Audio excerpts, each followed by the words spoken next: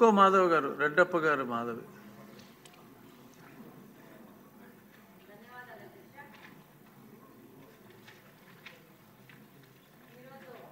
రాష్ట్రంలో ఈ మాదక ద్రవ్యాల విషయం వస్తే ఈ స్కూల్స్ దగ్గర సరౌండింగ్లో ఉన్న కూల్ డ్రింక్ షాప్లో కానీ దాంట్లో కానీ మరి ఏ మత్తు పదార్థం కలుపుతున్నారో తెలియదు కానీ ఆ మత్తు పదార్థం ఇచ్చి ఆడపిల్లలకి ముఖ్యంగా వాళ్ళకి షాప్కి వెళ్ళి కూల్ డ్రింక్ తాగితే దాంట్లో ఏదో కలిపి వాళ్ళని అలవాటు చేసి వాళ్ళ ద్వారా మిగతా ఆడపిల్లలను కూడా అట్రాక్ట్ చేసి దాని ద్వారా వాళ్ళని ఎక్స్‌ప్లాయిట్ చేసే పరిస్థితి ఉంది అధ్యక్ష.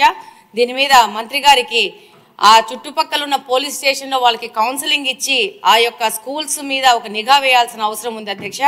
రెండో పాయింట్ ఏంటంటే గాంజా తగ్గుముఖం పట్టింది కానీ వాటి మీద ఏమాత్రము ఈజీగా తీసుకోకుండా దాని మీద ఇంకా కఠిన చర్యలు తీసుకొని వాళ్ళ మీద ఈ పెడ్లర్స్ మీద కఠినమైన కేసులు బుక్ చేయాల్సిన అవసరం ఉంది అధ్యక్ష. ముఖ్యంగా ఈ గాంజా తగ్గుముఖం పట్టింది కానీ ఇప్పుడు కొత్తగా సమాజంలో కనపడుతోంది ఏంటంటే పెయిన్ కిల్లర్స్ అత్యంత ప్రమాదకరమయ్యి డాక్టర్స్ ప్రిస్క్రిప్షన్తో మాత్రమే ఇచ్చే పెయిన్ కిల్లర్స్ని ఈ యొక్క మెడికల్ షాప్ వాళ్ళు తప్పు మార్గాల ద్వారా వాటి ప్రొక్యూర్ చేసి అంటే కొరియర్ ద్వారా అంటే ఒక ప్రాంతం నుంచి ఇంకో ప్రాంతానికి ఇంకో ప్రాంతం నుంచి ఇంకో ప్రాంతానికి లాస్ట్ వీళ్ళ దగ్గరికి వచ్చే విధంగా అంటే దాన్ని ఎలా కనుక్కోవాలో ఎలా వస్తుందో కూడా ఒక ఛాలెంజింగ్ పోలీసులకు ఛాలెంజ్ అయ్యే విధంగా తీసుకొచ్చేసి ఈ యొక్క పెయిన్ కిల్లర్స్ని యంగ్స్టర్స్కి యూత్కి అంటే 18 సంవత్సరాలు తక్కువ ఉన్న పిల్లలకి అంటే 12-11 సంవత్సరాలు ఉన్న పిల్లలకి అమ్మి దాన్ని వాళ్ళు ఇంజెక్షన్స్ రూపంలో ఎక్కించుకుంటున్నారు అధ్యక్ష బల్క్లో.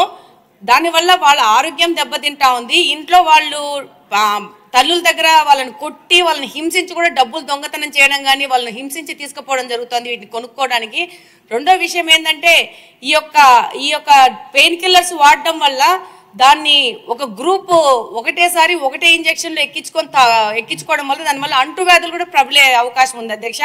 మరి దీన్ని హోమ్ మినిస్టర్ గారు ఎలా కంట్రోల్ చేస్తారో దీన్ని మెడికల్ షాప్స్ మీద ఎలా రైడ్ చేస్తారో మళ్ళీ కొరియర్ సంబంధంగా వస్తున్నాయి కాబట్టి దాని మీద ఎలా తీస్తారనేది వాళ్ళు సంపూర్ణంగా దాని మీద ఒక విశ్లేషణ చేయాల్సిన అవసరం ఉంది అధ్యక్ష. ముఖ్యంగా ఇప్పుడు గాంజా వీటన్నిటికంటే ముఖ్యంగా ఈ పెయిన్ కిల్లర్స్ కన్జంప్షన్ ఎక్కువ పెరిగిపోయింది. దీన్ని కంట్రోల్ కూడా చేయడం కూడా చాలా కష్టమైపోతుంది.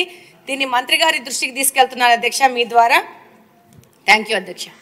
మీ నియోజకవర్గం వరకు ఏం చేయాలో మీరు కూడా ప్లాన్ చేసుకోవచ్చు, అన్ని మంత్రి గారి మీద కాదు. శ్రావణ్ గారు సమయం చాలా తక్కువ వస్తే క్లుప్తంగా మీ ప్రశ్న. అధ్యక్ష, చాలా ముఖ్యమైన సబ్జెక్ట్ కాబట్టి అడిగాము అధ్యక్ష. ధన్యవాదాలు మీరు మాకు అవకాశం ఇచ్చినందుకు. 11,000 ఎకరాల నుంచి 100 ఎకరాలకి పడిపోయింది సాగు అని చెప్పడం చాలా సంతోషదాయకం, ఆనందదాయకం, అభినందనీయం కూడా అధ్యక్ష. అయితే ఆ 11,000 ఎకరాలు ఎక్కడున్నాయి? అందులో 100 ఎకరాలకు దిగజారిపోయినప్పుడు ఆ 100 ఎకరాలు ఎక్కడ? ఇది ఖచ్చితంగా పోలీసు యంత్రాంగానికి ఆ స్థానికంగా ఉన్న అధికార యంత్రాంగానికి స్పష్టంగా తెలుసు. కానీ ఇప్పుడు తోటి సభ్యురాలు మాధవి గారు చెప్పినట్టుగా ఇది రూపం మారింది అధ్యక్ష. అంటే పొడి రూపంలో నుంచి లిక్విడ్ రూపానికి వస్తాము. ఈ లిక్విడ్ రూపంలో వచ్చిన దాన్ని అరికట్టడానికి మీరు ఏం చర్యలు తీసుకుంటున్నారు? అదే కాకుండా కొన్ని ప్రత్యేకమైన సెంటర్స్ ఉన్నాయి. ఇప్పుడు మాధవి గారు చెప్పారు స్కూల్స్ దగ్గర, ఇంజనీరింగ్ కాలేజీల దగ్గర, అదేవిధంగా కొన్ని టిడ్కో హౌసెస్ అలాట్ అయ్యి కేటాయింపులు జరిపి అందులో మనుషులకు ఇవ్వని ప్రదేశాలు, ఇవన్నీ కొన్ని పర్టికులర్ సెంటర్స్ ఉన్నాయి. ఈ సెంటర్స్ మీద గస్తీ ఏర్పాట్లు ఏ రకంగా ఉన్నాయి? యాక్చువల్గా ఇదివరకు గస్తీ ఏర్పాటు ఉండటం వల్ల ఇటువంటివన్నీ తగ్గాయి. ఇప్పుడు పోలీస్ యంత్రాంగం అంతా కొన్ని పనులు కేటాయిస్తున్నారు తప్ప రోజు గస్తీ తిరిగి ఆ పర్టికులర్ పాయింట్స్ని టచ్ చేసి ఇక్కడ ఎవరెవరు తిరుగుతున్నారు, ఏ రకమైన యాక్టివిటీ జరుగుతుందని చేసే పరిస్థితి లేదు అధ్యక్ష. వాటిని ఇంప్రూవ్ చేయాలని కోరుతున్నాను. అంతేకాదు వేరు రూపాలు వస్తున్నాయి. ఒక లిక్విడే కాకుండా వైట్నర్ అని ఇట్లా డిఫరెంట్ మెటీరియల్ వస్తూ ఉంది, అందుబాటులో వస్తుంది. వాటికి కూడా సంబంధించిన విషయాల మీద ప్రత్యేక శ్రద్ధ పెట్టాలి. దాని మీద కూడా హోంమంత్రి గారు సమాధానం చెప్పాలని కోరుతున్నాను అధ్యక్ష.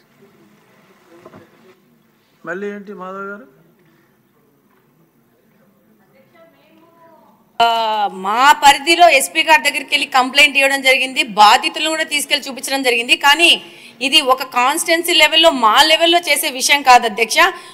అంటే ఇప్పుడు తాడిపత్రి నుంచి ప్రొద్దుటూరు వచ్చి ప్రొద్దుటూరు నుంచి కడపకు వస్తుందంటే ప్రభుత్వ పరంగా దీని మీద కఠిన చర్యలు తీసుకోవాల్సిన అవసరం ఉంది.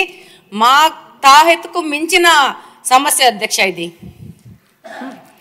అంటే కాదంటలేదు మాధవ్ గారు, కానీ ఒక్క హోంశాఖ బాధ్యతే కాదు, ప్రతి ఎమ్మెల్యే కూడా ఇది బాధ్యత తీసుకుంటే, మీరు అన్నట్టు 3-4 నియోజకవర్గాలు చెప్పారు, ఆ ఎమ్మెల్యేలు అందరూ కూడా బాధ్యత తీసుకుంటే ఇది అంత కష్టం కాదు.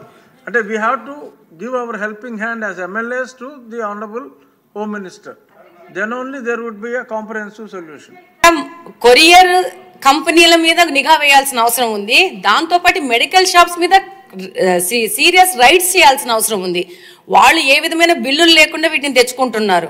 కాబట్టి ఇది పెద్ద సమస్య. ఇప్పుడు ఏంటంటే గాంజా అంటే ఒక చోట కూర్చొని చేయడం అవుతుంది. ఇదేముంది, ఒక ఇంజెక్షన్ తీసేసుకొని పెట్టుకుంటే ఆ రోజుకి అయిపోయా. దాదాపు దీని మీద కొన్ని వేల మంది పిల్లలు ఎఫెక్ట్ అవుతున్నారు. అది కూడా దారిద్ర్య రేఖన కింద ఉన్న పిల్లలు, పని చేసుకున్న పిల్లలు, డబ్బులు లేని పిల్లోళ్ళు, వీళ్ళు దాని మీద అడిక్ట్ అవుతున్నారు.